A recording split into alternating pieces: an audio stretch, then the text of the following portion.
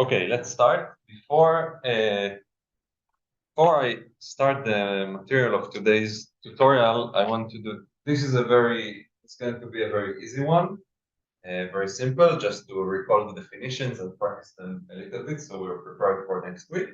But I want to do a little pause and explain why are we doing it. Give a little motivation for why are we doing it. So we have in our mind this comparison between independence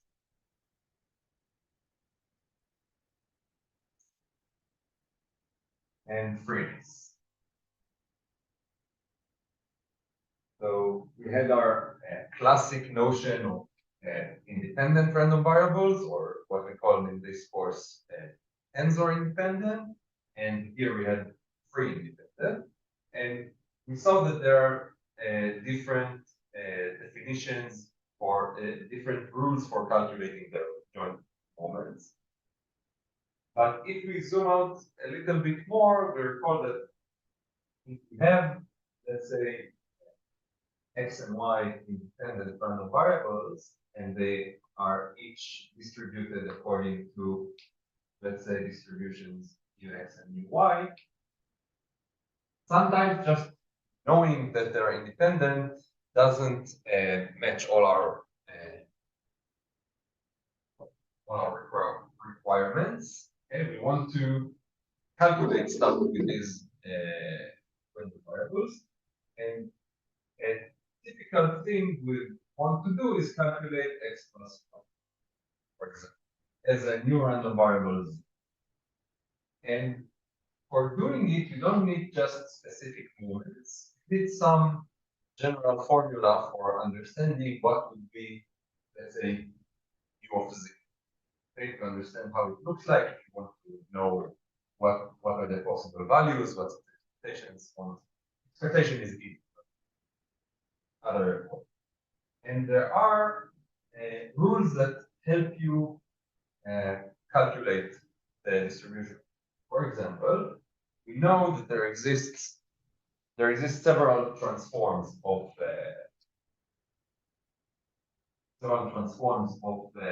probability distribution. So this can be either discrete or continuous.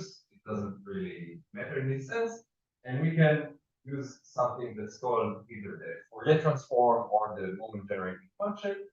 Let's say the Fourier transform, like they noted like this, to get some function, let's call them fx and fy. This is another function. So if you imagine this is a function of the value of the random variable, this is a function of something else, and which is just calculatable from the original distributions, and it encodes all the information about the distribution just in a different form. And there are ways sometimes, and not always, to invert these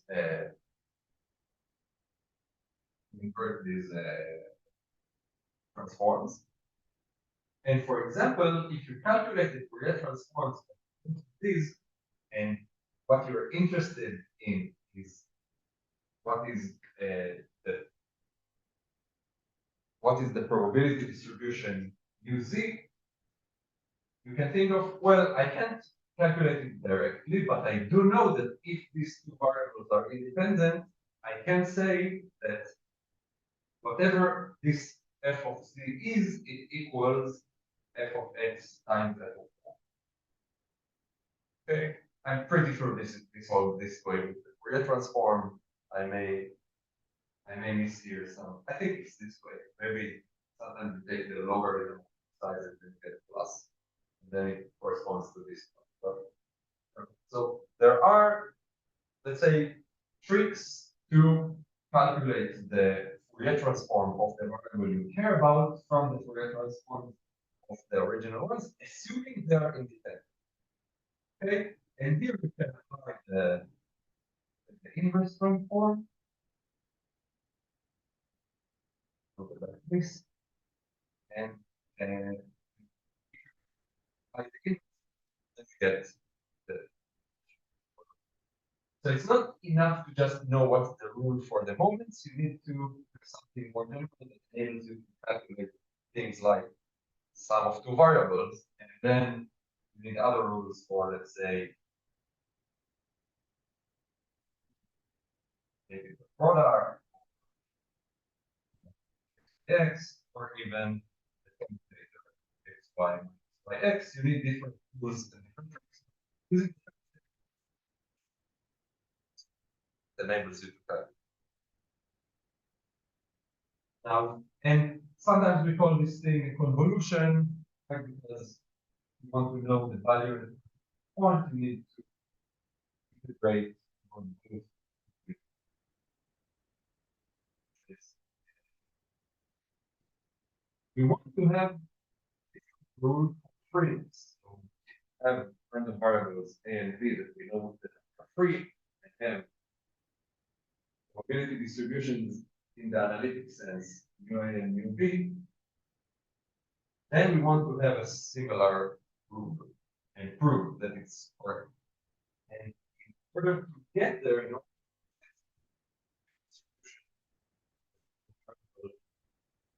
sum of free random variables, we need a different set of transforms and rules. And what we get is, especially for the plus, for the addition of two free random variables, we need another transform. We've already seen one transform in the first, which is the sheet transform. Unfortunately, it's not true that the probability distribution, the sheet transform, the sum of variables is the sum of product of sheet transforms. That just doesn't work. There's another one called the argument transform. But to get to it, we need to use the sheet transform. And we would want to have something that looks roughly like RC equals RA plus RB. And in order to first define what this function is, and also for proving that this equality holds, this is all abstract. But it's the same scheme. The distribution. And then hopefully you can invert it. Sometimes you can't, but hopefully theoretically you can invert it to get the probability distribution you want. So in order to just define these functions and understand why this sort of equality holds, we will need all this infrastructure of lattices and non-crossing partitions and Mobius. Okay, so this is the high-level idea behind what we're doing last. Okay, so this is the. Okay, with this in mind, let's talk about the Kreweras complement.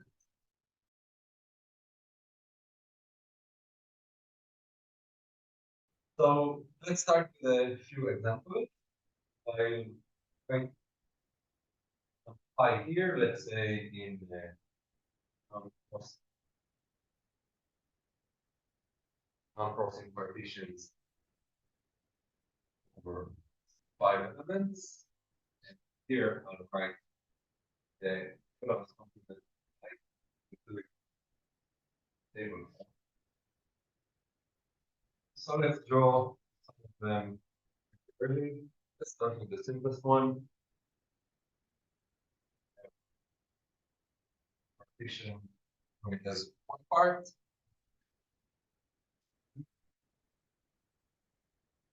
This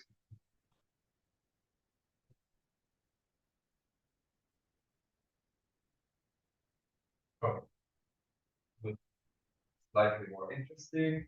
So I'm more explicit than Gil in doing so. I just this is the partition and just right where I can. So and this is the maximal, like you can define the set and say, okay, this partition is the maximal one that satisfies the condition, but if you just look at it, you sort of see that it is the maximal one. Okay, so let's just copy the red lines here. Like this. One more. So here the last complement by 2, 3.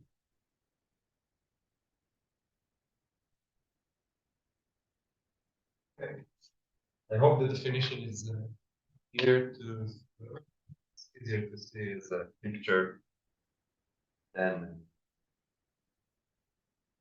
and read the definitions. Okay. So assuming this is clear, I'll ask one more question. What's the size of pi plus the size of k of pi? And by size, I mean the number of parts. So for the first one, what's pi plus k of pi? 6. What is it for the second one? 6 as well. That's a way for me to make sure that I didn't make any mistakes for writing this. And here, 6 as well. Okay, and this is, as you can guess, this is not an accident. So this will be our exercise, this part of the tutorial. So through every pi in non-crossing n, size of pi plus size of k of pi equals n plus 1. This problem.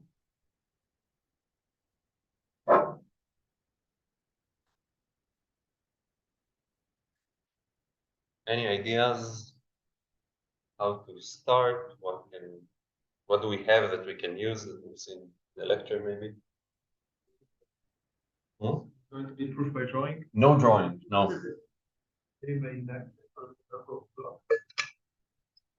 Close. Close. Not really induction, but neither. Okay, so first we need to notice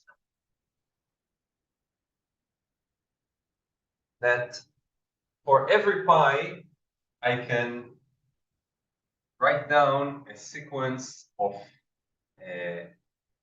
partitions, of non-crossing partitions, such that let's start sigma 0 smaller than sigma 1, more than let's say sigma k, and in such a way that the left one is the 0 element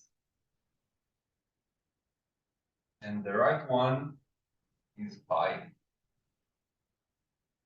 Okay, I want to write this sequence. I don't know what the number k is. However, I can do this in a way that there's no tau such that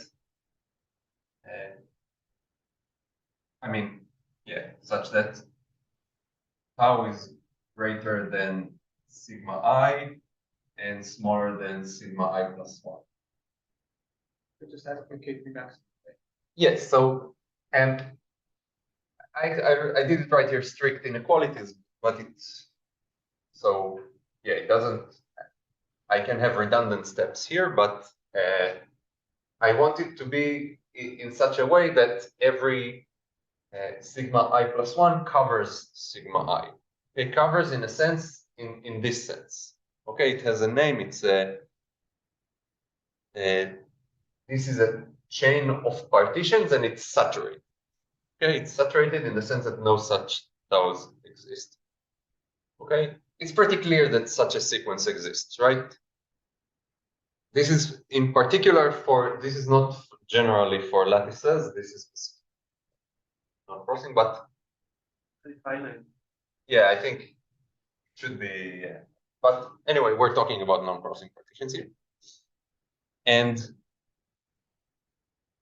this fact, the fact that it's saturated, tells us that's what's the size of sigma I in terms of sigma I plus 1. One more, right?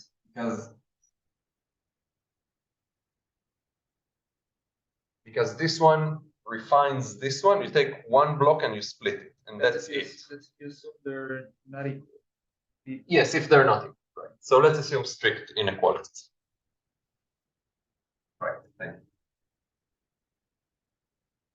Up to this point, I didn't need it.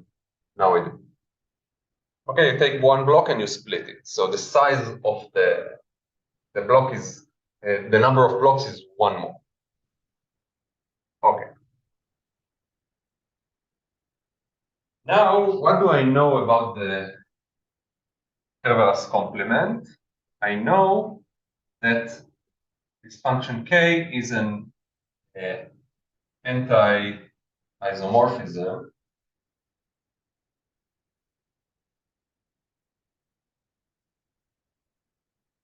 the lattice. So what can I say about k of sigma I in terms of k of sigma I plus 1?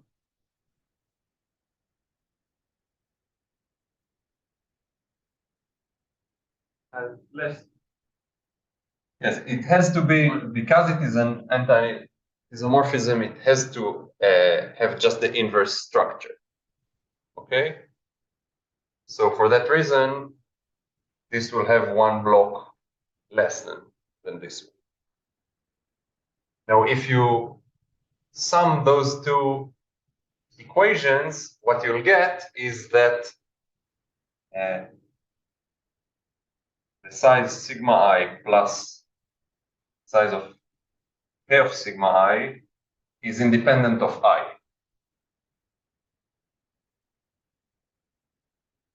Stays the same through the whole chain. And all is left to prove is what happens to sigma 0, right? We care about the last one, and for sigma 0, it's pretty easy to prove that. And we know that size of 0n equals n, and the size of k of 0n, which is size of 1n, okay, this is clear that this is the maximum one equals 1. And here we're done. Yes. So we've seen that that k is an anti-isomorphism. Maybe let's draw the lattice or sketch it. So I have sort of some structure of layers here. I have 0 and 1, and I have layers. And the layers are, I mean, there are various connections between them, but since this is an anti-isomorphism, and these are characterized by the number of blocks. Okay, we've seen in the case of the 4 lattice, don't draw more than that.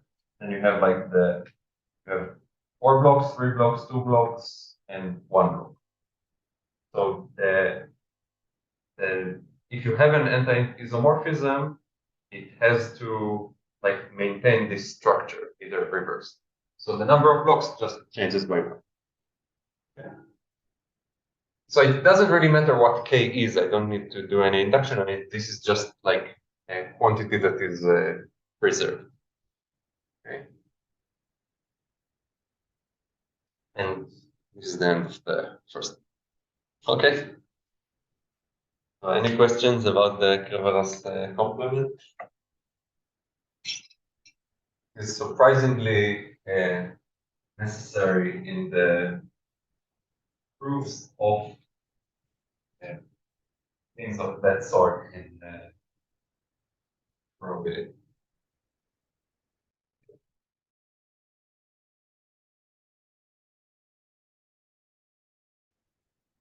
Okay. So next, we will talk about the Mobius inversion, and I'll recall the definition again. So I'll use slightly different notation than Gil's. I use the one that Gil said is not the preferred one. So given a posted P, posted for the existence or yeah, posted. Posted P, and look at the set that I denote by P to this, the 2 in parentheses, which is all the pairs A and B,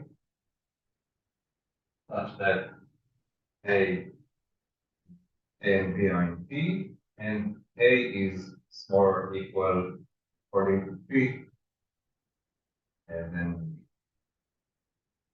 okay. So instead of looking at the entire posets in both coordinates and just requiring that if A is greater than B, then this is just 0, I start by defining the set of relevant pairs only for the, let's say, I only look at the upper half of the upper triangular matrix. Okay? Only look at the upper triangle. And we look at functions. They So the upper half, the linear order, but they are not comparable. You have holes. right. Right. I have, yes, the upper half plus holes. Yeah. So I look at functions, let's say f and g are from T2 to the complex number. And then if I look at this set, I don't need to say, okay, need to make sure that these functions are 0 whenever this condition doesn't. But this is basically the same definition. Okay. And before I continue, I have a question for you. We know that the set of we look at the poset of non-crossing partitions size n with the okay, this is a poset with the operation of the more or equal, it's according to refinement of the sets. I'm not going to break it down, but we know what is the size of this set, right? Any numbers.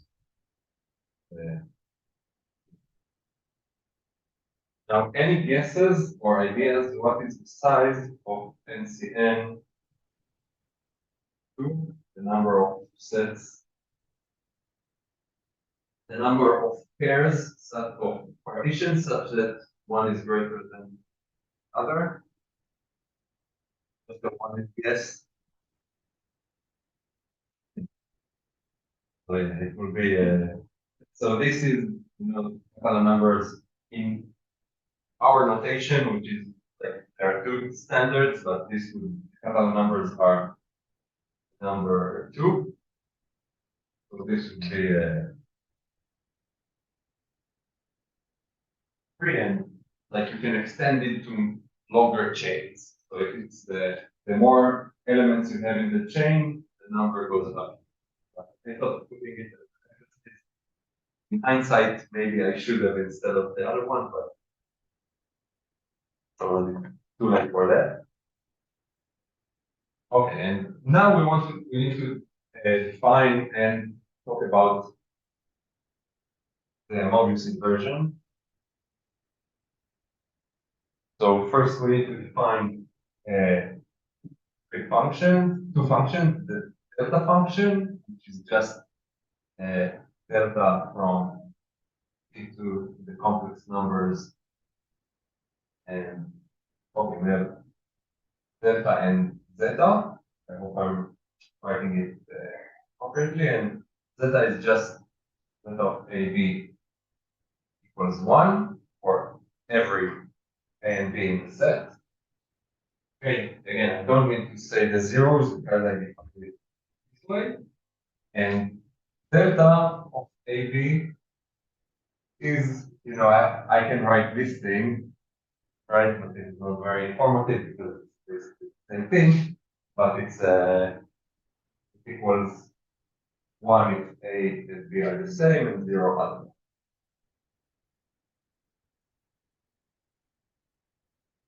And mu is the function, the Mobius inversion is the function such that mu convoluted with zeta equals delta. And I need to say what this star means. And again, as we've seen in the lecture, if I have these two functions, then f times g at the AB equals sum over all elements C in the interval between A and B of f B C and E.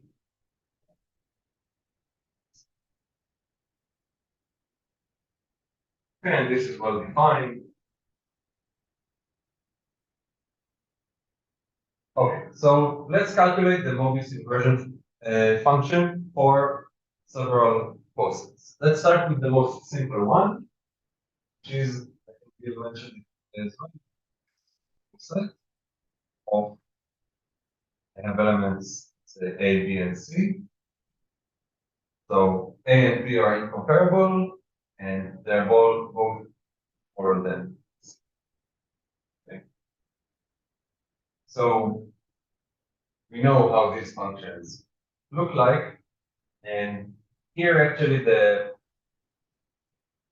whenever the poset is finite, I mean not whenever, because for non-crossing partitions it's really can be a little bit of a mess, but this is very small, so we can imagine the matrix that we want to fill the values of the Mobius function for. And what is clear, first of all, that the Mobius function on the diagonal is 1. Right? Why is that true? Because let's say that delta, say AA equals 1. And we also want, by this definition, that the sum over all C's in the interval AA of mu AA zeta AA, we want this to equal 1. But zeta is always 1, so I won't write it on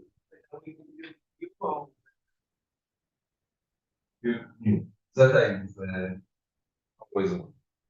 But only when Or can be 1. right. But I'm making sure in the summation here that I'm not taking anything that's not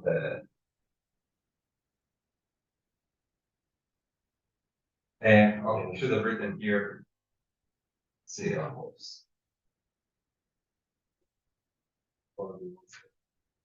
But the only relevant C here is A.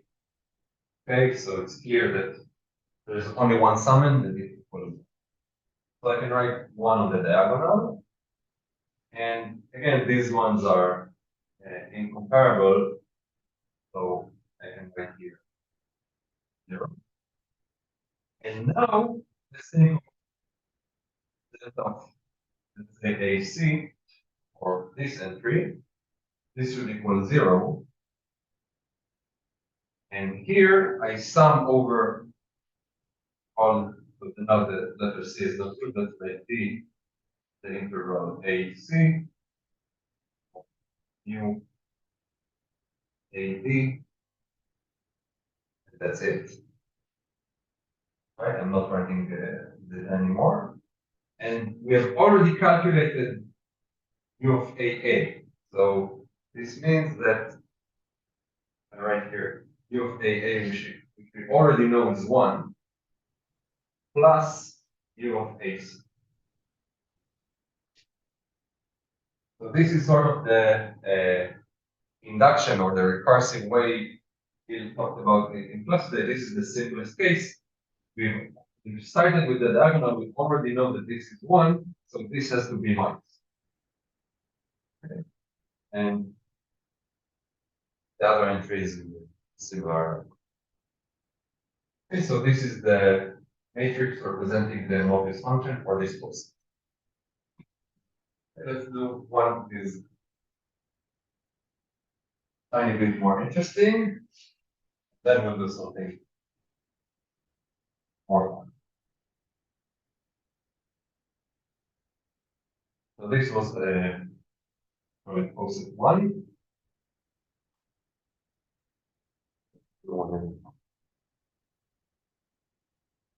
The post 2 is split in the same order. Infinite one, the natural numbers with inequality. Okay. So here all elements are purple, but I only care about the values of the. If I look at mu AB, I want to know, I only care about it for b that's larger or equal to that. So let's start by calculating the mu of 3 for the same reasoning as always b1.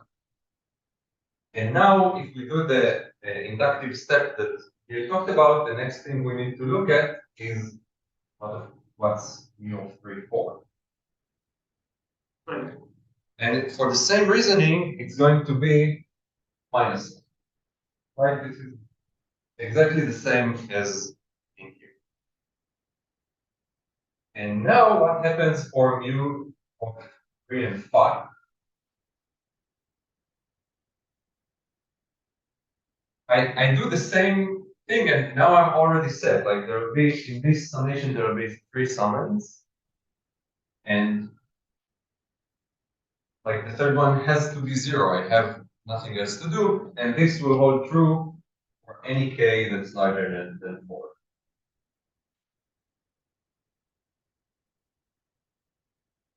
Right? It is forced by the inductive step of calculating the Mobius. Again, I know this is simple, but it's going to get more complicated next week, so it's better to understand the definitions from this. Okay, so overall, I can say that mu of ij for j greater or equal than I, don't care about the others, are it's 1 if they are equal, -1 if j equals I plus 1, and 0 other.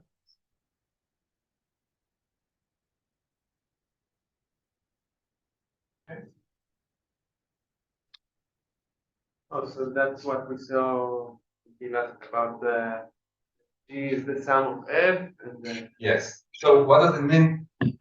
Okay, so let's get back to this example. We said that G of n equals the sum of k up to n of fk. If I want to write it in this form, I can think about it as being the sum of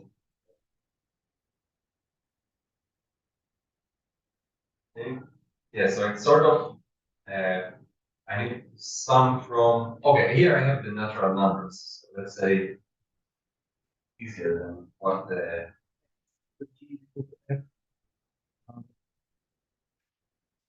right. I need them to be functions of 2 elements, right? There. So I want to so let's write it g of say 0 n as the sum of all the k's in the interval 0 n of f of 0 k and zeta of k. So I didn't really just always be 1 because k in that interval, and Yes, zeta is always 1. I just wanted to write this idea in this syntax. Okay, this is really the same, and we will generate the Mobius function also for single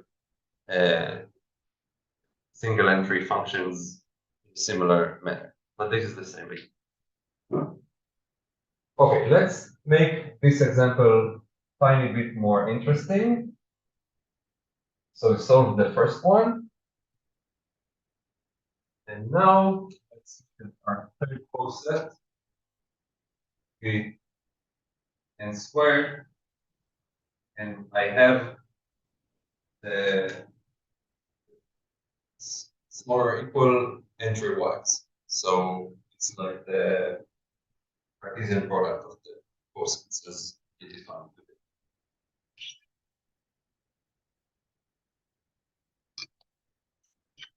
And let's start by writing down already mu of, say, ij and I prime j prime.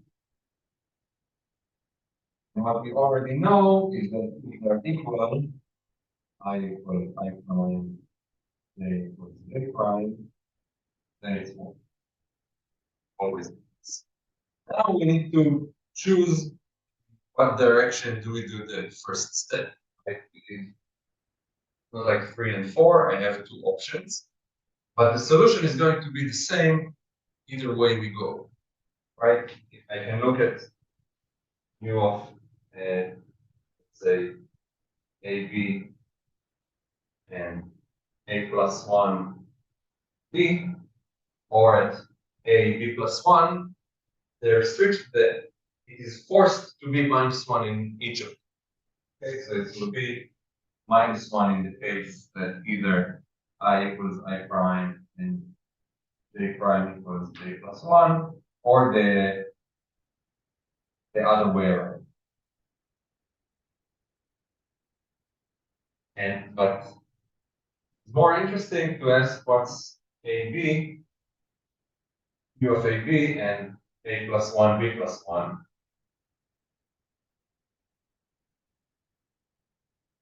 Let's look at it. Okay. Does someone already sees it? 1. It's going to be 1, right? But why is it true? Because I want eventually 0 to equal delta, this same thing, right? Because it's delta function. It's going to be 0, but it is the sum of all CD in the interval between these two.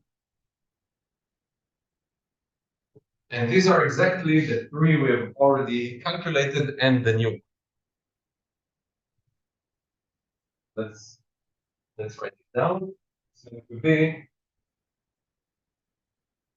mu of AD plus mu of AB A plus 1B and AB plus 1 and the last thing, mu of the new thing we were looking at. Okay, and we've already calculated. This was already 1 by our definition. This was minus 1. This is minus 1. So this one is equal to mu. There's no other. And here it's 1 for I prime equals I plus 1.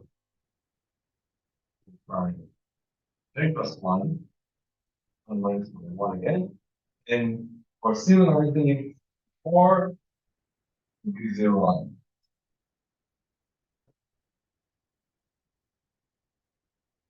And this sort of start having this inclusion exclusion feel of the Mobius inversion, which will happen in other scenarios as well as this. Questions about the algorithm for calculating the Mobius function? Okay, one last example. Let's take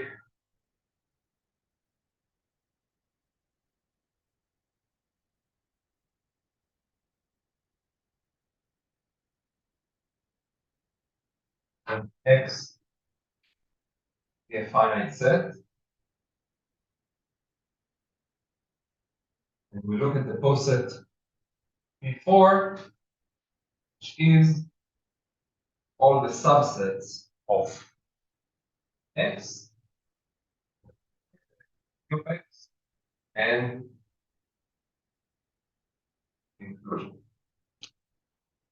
So this is really a poset. This was as well, some elements are not comparable.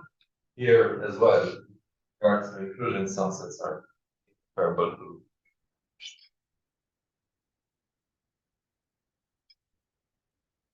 And now what I want to prove that.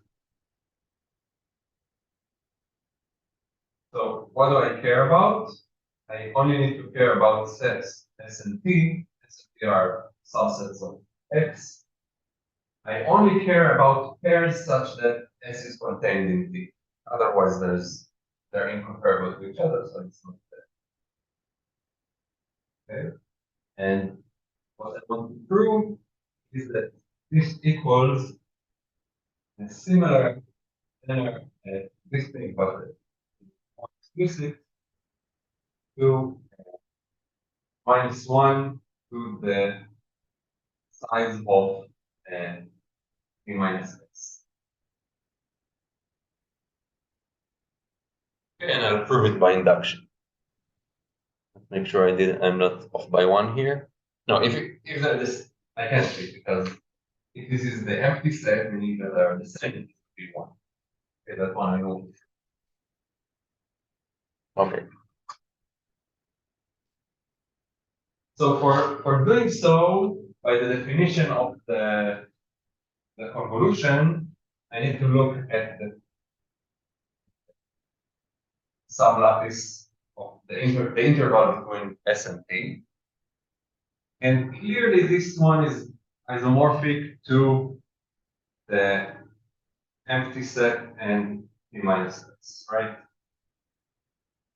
I just add elements that are in here and not in here, and it doesn't matter what. Like the elements in S don't matter. So it is enough for us to prove that mu of the empty set Y equals -1 to the size of Y.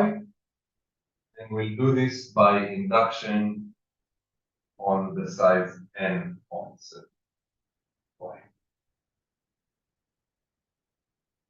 Okay. And okay, so let's do it.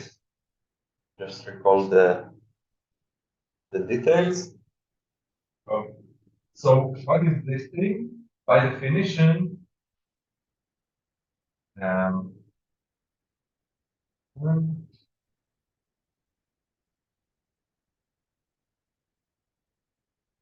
Base case. yeah, the base case is easy, but okay, let's see what we want. If Y is not the empty set, we say that let's do the normal one. 0 equals delta of the empty set at Y. Also equals sum over all sets C in the interval. So I can write C subset of Y of mu of empty set and Z.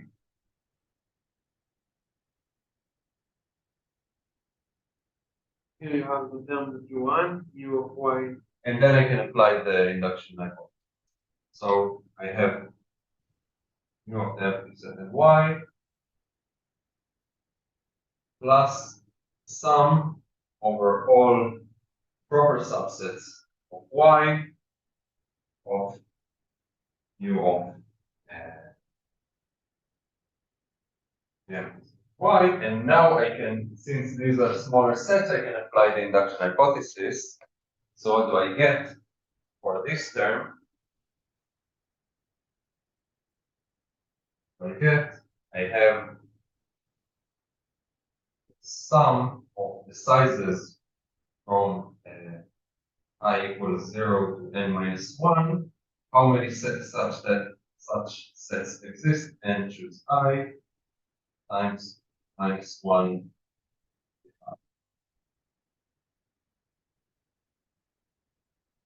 And this equals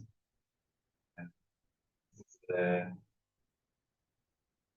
basic binomial theorem up to the n minus 1 here.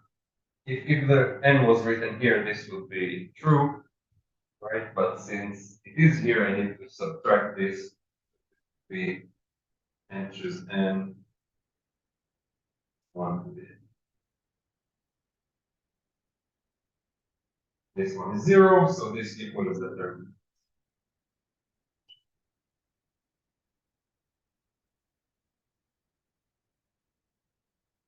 Okay, these will all not be useful. All the examples are not going to be useful in our next lecture, but it is more convenient to understand the definitions by simpler examples before you see how does it look on the non-crossing partition or in partitions in general.